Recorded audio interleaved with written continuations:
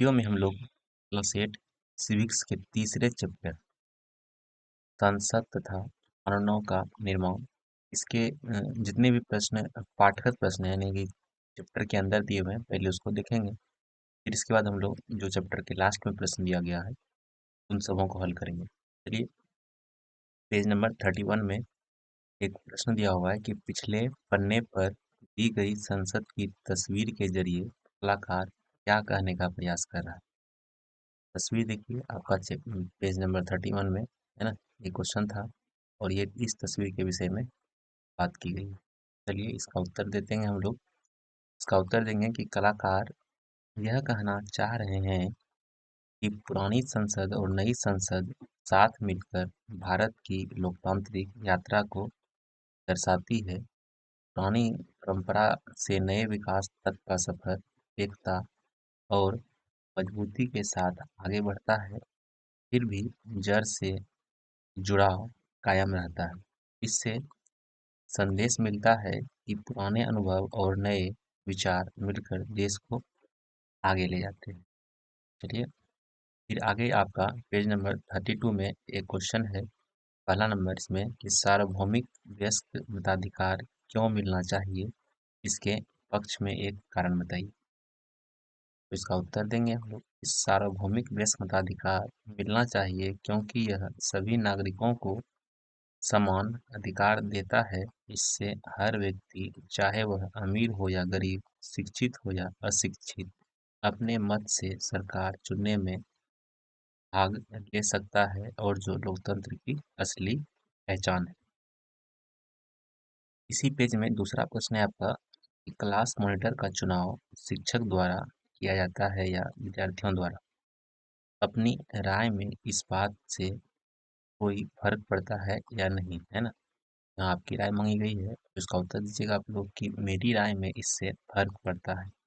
अगर शिक्षक मॉनिटर चुनते हैं तो वह विद्यार्थी अनुशासित और जिम्मेदार हो सकता है, लेकिन यह चुनाव सभी की पसंद पर आधारित नहीं होता है। वहीं अगर विद्यार्थी मॉनिटर चुनते हैं तो यह लोकतांत्रिक तरीके से होगा और सबको अपनी राय देने का मौका मिलता है। इससे बच्चों में नेतृत्व और चुनाव की समझ भी विकसित होती है। फिर आगे आपका पेज नंबर 33 में प्रश्न दिया हुआ है।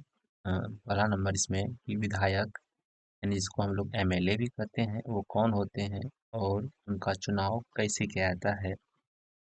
इस बात को समझाने के लिए निर्वाचन क्षेत्र और प्रतिनिधित्व शब्दों का प्रयोग करिए। तो इसका उत्तर देते हैं कि विधायक जिसे एमएलए भी कहते हैं वह व्यक्ति होता है जो किसी एक निर्वाचन क्षेत्र से जनता द्वारा चुना जाता है। हाँ, हर राज्य को कई निर्वाचन क्षेत्रों में बांटा गया है और हर क्षेत्र की जनता अपने क्षेत्र का प्रतिनिधि चुनती है। यह प्रतिनिधि विधानसभा में जाकर लोगों की समस्याएं उठाता है और उन्हें हल करने की कोशिश करता है और इस तरह विधायक अपने निर्वाचन क्षेत्र का प्रतिनिधित्व करता है। इसी पेज में दूसरा सवाल है आपका कि राज्य सभा संसद लोकसभा के बीच क्या फर्क है। इस बारे में अपने शिक्षक के साथ चर्चा कीजिए। इसका उत्तर देखिए कि राज्य विधानसभा चुने हुए विधायकों के समूह से बनती है और जबकि सांसद सांसद से लोकसभा मतलब एमपी के समूह से बनती है। सांसद के पूरे देश से चुनकर आते हैं जबकि राज्य विधानसभा के सदस्य उसी राज्य से चुनकर आते हैं जिस राज्य की विधानसभा है। बाकी इसी पेज में तीसरा सवाल है आपका कि नीचे दिए गए विकल्पों में से कौन से काम राज्य सरकार के हैं और कौन से केंद्र सरकार के हैं। चलिए इसका उत्तर है। इससे पहला प्रश्न है आपका कि चीन के साथ शांतिपूर्ण संबंध रखा जाएगा। तो यह काम आपका केंद्र सरकार का होगा। मध्य प्रदेश में बोर्ड के तहत आने वाले सभी स्कूलों में कक्षा 8 को बोर्ड की परीक्षाओं से बाहर रखा जाएगा। तो यह प्रश्न मध्य प्रदेश एक स्पेशल राज्य की हो रही है तो यहाँ राज्य सरकार इस पे फैसला लेगी। अजमेर और मैसूर के बीच एक नई रेल लाइन यानी कि रेलगाड़ी चलाई जाएगी, तो यह केंद्र सरकार का फैसला होगा। 1,000 रुपये का नया नोट जारी किया जाएगा, तो इसका उत्तर हो जाएगा आपका केंद्र सरकार का। अब चौथा प्रश्न है, निम्नलिखित शब्दों को रिक्त स्थानों में भरें, है ना। तो इसमें प्रश्न दिए हुए हैं, सार्वभौमिक विशेषाधिकार, विधायकों, प्रतिनिधियों और प्रत्यक्ष रूप से। चारों को लेकर के खाली जगह में भरना है। चलिए, हमारे समय में लोकतांत्रिक सरकारों को आमतौर पर प्रतिनिधिमूलक लोकतंत्र की संज्ञा दी जाती है। प्रतिनिधिमूलक लोकतंत्र में लोग, इसमें क्या देंगे हम लोग, कि प्रत्यक्ष रूप से हिस्सेदारी नहीं करते, बल्कि चुनाव प्रक्रिया के जरिए अपने प्रतिनिधियों को चुनते हैं। ये विधायक पूरी जनता के बारे में मिलकर फैसले लेते हैं। आज के दौर में ऐसी किसी सरकार को लोकतांत्रिक नहीं कहा जा सकता जो अपने लोगों को सार्वभौमिक वयस्क मताधिकार ना देती है ना।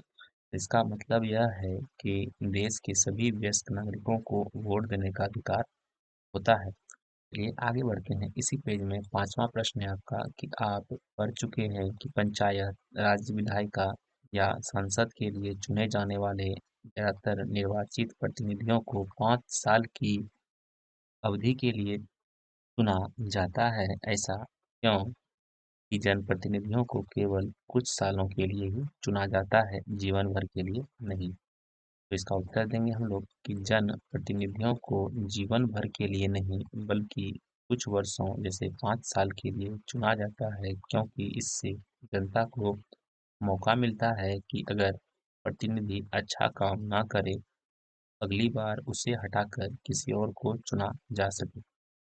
यह व्यवस्था लोकतंत्र को जवाबदेह बनाती है और नेताओं पर दबाव भी बनाती है कि वह जनता की सेवा ईमानदारी से करे। अगर प्रतिनिधि जीवन भर के लिए चुन लिए जाएंगे तो वो क्या हो जाएंगे, लापरवाह हो जाएंगे और जनता की समस्याओं को नजरअंदाज कर सकते हैं। ये आपका उत्तर रहा।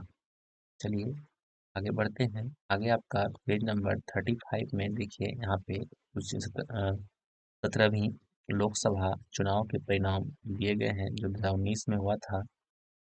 इसी को डाटा के आधार पर आपसे प्रश्न किया गया है ना। इसमें पहला प्रश्न है कि कौन सरकार बनाएगा और क्यों। चलिए देखिए, इसमें सबसे अधिक जो सीटें आई है भारतीय जनता पार्टी के पास आई है, कुल मिलाकर 303 सीटें आई थी। तो इसका जवाब देंगे कि भारतीय जनता पार्टी यानी कि भाजपा सरकार बनाएगी, क्योंकि इसे 303 सीटें मिली है, जो बहुमत 272 से अधिक है। बहुमत के आधार पर वही दल सरकार बनाने का अधिकार रखता है, यानी कि इसका आंसर हो जाएगा आपका भारतीय जनता पार्टी। दूसरा प्रश्न है, विपक्ष किसको कहा जाएगा और उसकी क्या भूमिका है। इसका उत्तर देंगे, विपक्ष उस दल या गठबंधन को कहा जाता है जो सरकार में नहीं होता है पर संसद में बड़ी संख्या में सीटें जीतता है। तो क्या बोलेंगे, उसको विपक्ष बोलेंगे। और अगर इस तालिका से को गौर करें तो यहाँ देखिएगा, इंडियन नेशनल कांग्रेस 52 सीटें मिली है, जो सबसे बड़ा विपक्षी दल है ना। और इसमें विपक्ष की भूमिका क्या होगी, तो विपक्ष की भूमिका में सबसे पहले देंगे कि सरकार की नीतियों की समीक्षा करना, गलत निर्णयों का विरोध करना, जनता की आवाज उठाना, लोकतंत्र को संतुलित बनाए रखना। तीसरा प्रश्न है, लोकसभा में चर्चा के लिए कौन उपस्थित होंगे। तो राष्ट्रीय व क्षेत्रीय दलों के सभी सदस्य जो किसी भी निर्वाचित क्षेत्र से सांसद के रूप में निर्वाचित हुए हैं, वे सभी क्या होंगे कि लोकसभा में चर्चा के लिए उपस्थित होंगे। चौथा प्रश्न है कि क्या यह प्रक्रिया कक्षा 7 में पढ़ाई गई प्रक्रिया जैसी ही है। इसका उत्तर होगा हाँ, कक्षा 7 में आपने इस प्रक्रिया के विषय में पहले भी जान चुके हैं। पर इसी पेज में आगे 5 नंबर सवाल है कि पृष्ठ 28 पर दिए गए चित्र में 1962 में हुए तीसरे लोकसभा चुनाव के परिणाम दिखाए गए हैं। इस चित्र के आधार पर नीचे कुछ सवाल हैं, उन्हें उनका जवाब देना है। ये पृष्ठ 28 में देखिए, आपका यही सवाल दिया गया था। इसमें पहला प्रश्न है, लोकसभा में किस राज्य के सांसद सबसे अधिक हैं आपके विचार से, ऐसा क्यों है? तो इसका उत्तर देंगे कि उत्तर प्रदेश में संसद सबसे अधिक है, यानी कि वहाँ 86 संसद हैं। इसका कारण है कि उत्तर प्रदेश जनसंख्या की दृष्टि से सबसे बड़ा राज्य है, इसीलिए वहाँ से सबसे ज़्यादा सांसद चुने जाते हैं। 9 नंबर में है कि लोकसभा में किस राज्य के सांसदों की संख्या सबसे कम है? इसका उत्तर होगा त्रिपुरा में सबसे कम सांसद हैं, केवल वहाँ 2 सांसद हैं। इसके अलावा और भी राज्य हैं जहाँ पे 2 सांसद हैं, पर त्रिपुरा उसमें सबसे नीचे रखा गया। इसके बाद ग नंबर में है किस राजनीतिक दल ने सभी राज्यों में सबसे ज़्यादा सीटें जीती है? तो इसका उत्तर होगा कांग्रेस। कांग्रेस ने सबसे अधिक सीटें जीती है, कुल मिलाकर 338 सीटें। यह लगभग हर राज्य में सबसे बड़ी पार्टी उभरी है या उभर कर सामने आई है। ग नंबर में है कि आपके राज्य में कौन सा दल सरकार बनाएगा, कारण बताएं। चलिए इसका उत्तर देंगे। यहाँ आप लोग अपने राज्य के अनुसार लिख सकते हैं। जैसे यहाँ उदाहरण के रूप में बिहार में कुल 53 सीटों में से कांग्रेस ने 32 सीटें जीती है, जो सबसे ज़्यादा है। इसीलिए बिहार में कांग्रेस ही सरकार बनाएगी, क्योंकि इसे बहुमत मिला है और अन्य दलों की तुलना में इसका प्रदर्शन सबसे बेहतर रहा है। आगे पेज नंबर 38 में आपका कुछ प्रश्न दिया हुआ है।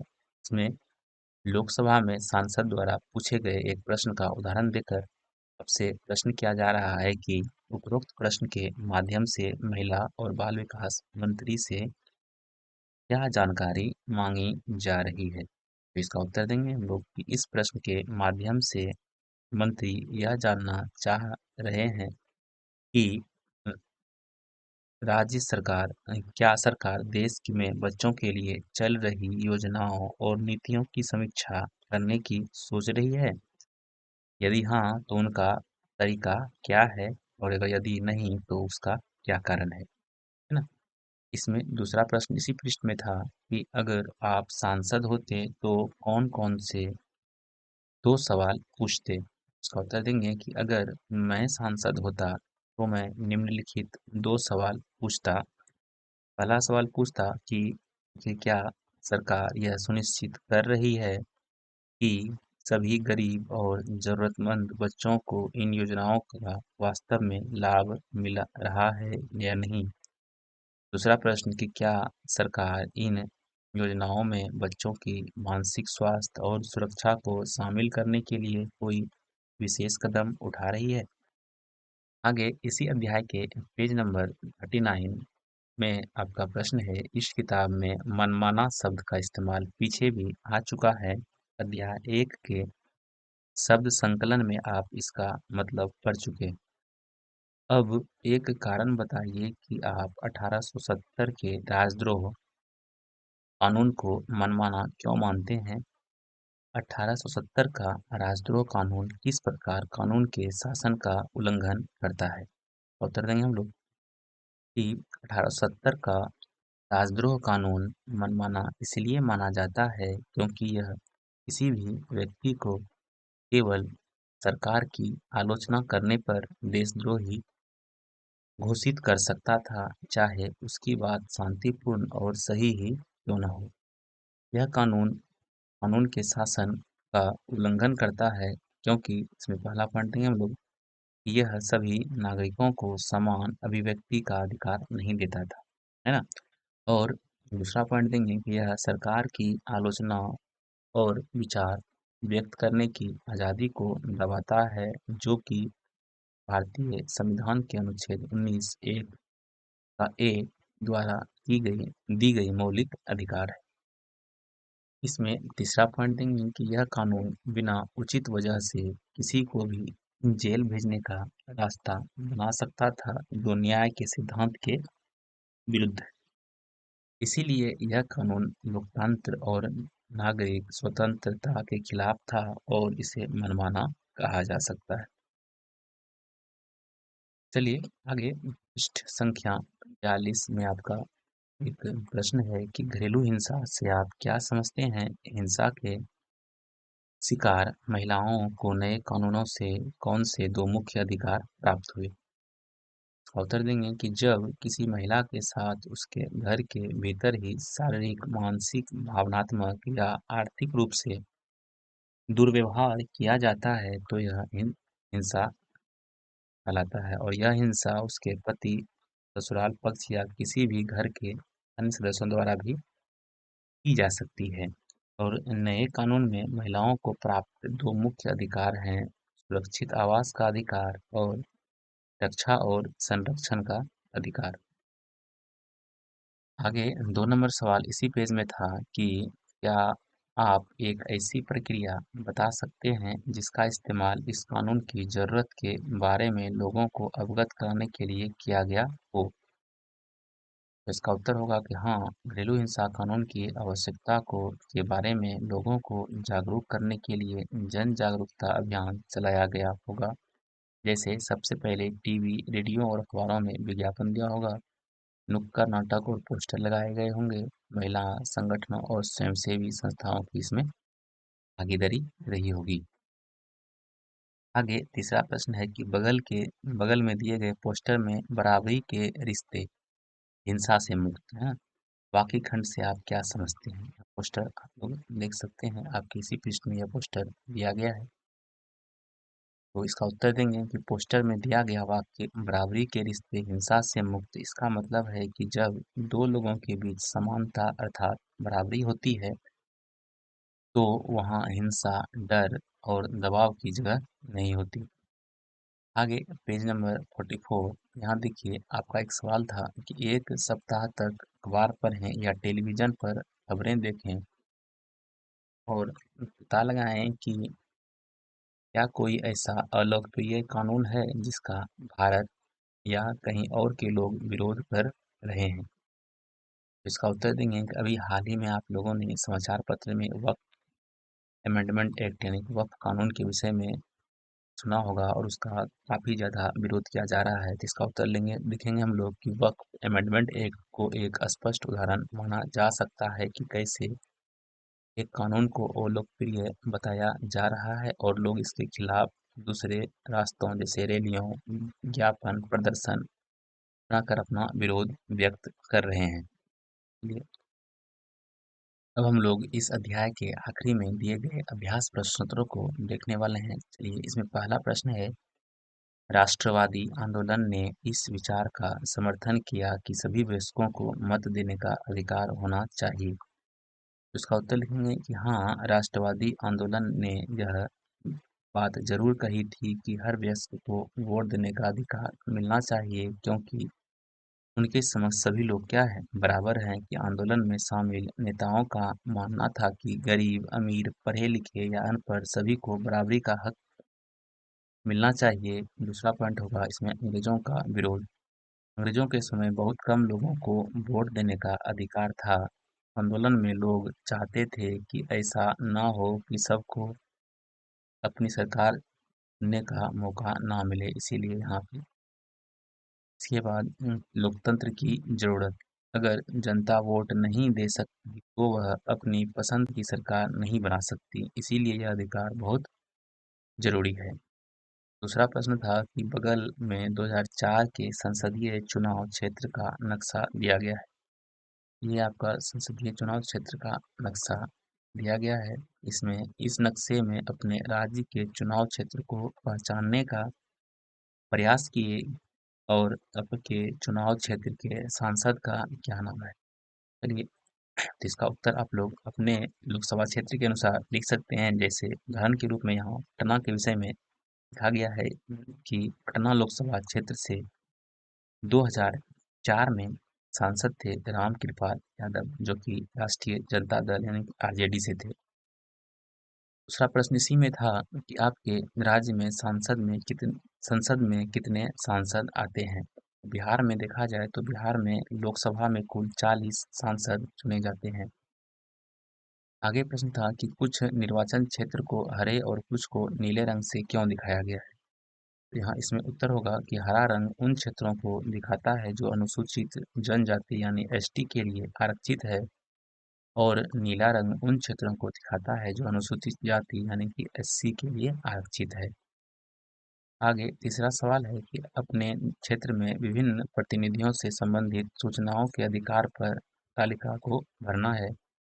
जैसे अब तालिका दिया हुआ था कि राज्य सरकार और केंद्र सरकार। तो पहला तालिका है अपने क्षेत्र में निर्वाचित प्रतिनिधि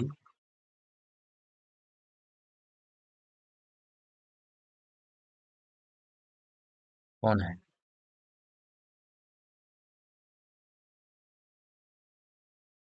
अपने लोकसभा क्षेत्र पटना से सांसद हैं मनोज राजीव सिंह, और वहीं केंद्र में सांसद ही केंद्र का अपना प्रतिनिधित्व करते हैं। तभी कौन सा राजनीतिक दल विपक्ष में है। तो विधानसभा में महागठबंधन, जिसको इंडिया ब्लॉक भी कहते हैं, उसमें उसके नेता हैं तेजस्वी यादव, वही अभी विपक्ष में है। और लोकसभा में विपक्ष का सबसे बड़ा दल कांग्रेस और एनडीए का मुख्य विपक्षी पार्टियां लोकसभा में है।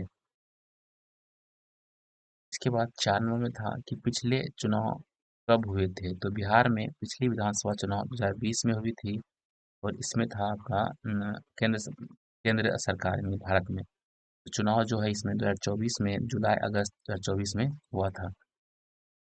पांचवा प्रश्न है कि अगले चुनाव कब होंगे। तो बिहार में अगला विधानसभा चुनाव अक्टूबर नवंबर 2025 तक हो जाएगा।